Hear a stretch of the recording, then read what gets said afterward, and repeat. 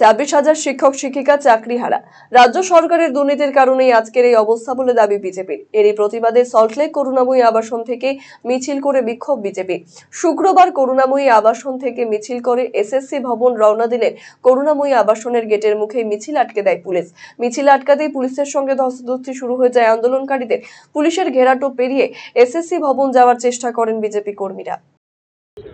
আজকে গোটা রাজ্যে মমতা ব্যানার্জি দায়িত্ব নিয়ে ২৫,৭৫২ জনের যে চাকরি খেলো, আজকে 4 বছর আগে 2021-এর 4 এপ্রিল উনি বলেছিলেন, ঘোষণা করেছিলেন ডাবল চাকরি দেবেন।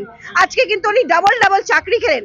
আজকে যারা যোগ্য তারাও চাকরি হারালো, আর যারা ওনাকে পার্থ চ্যাটার্জিকে ঘুষের টাকা দিয়ে কোটি কোটি টাকা যে পাওয়া গেছিল, সেই চাকরির টাকাগুলো দিয়ে যারা অযোগ্য ব্যক্তিরা চাকরি গেল, ডাবল চাকরি আজকে সরকার থেকে গেল।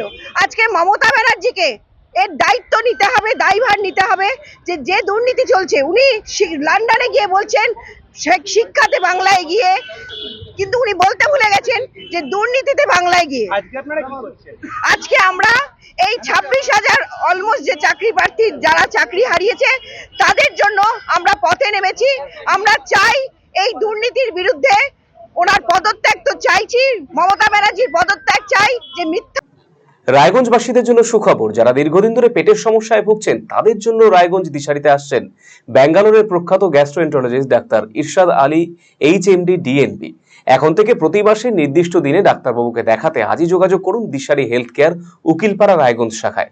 যোগাযোগ করুন 7477785509 এই নম্বরে এবং 7477785512 এই নম্বরে।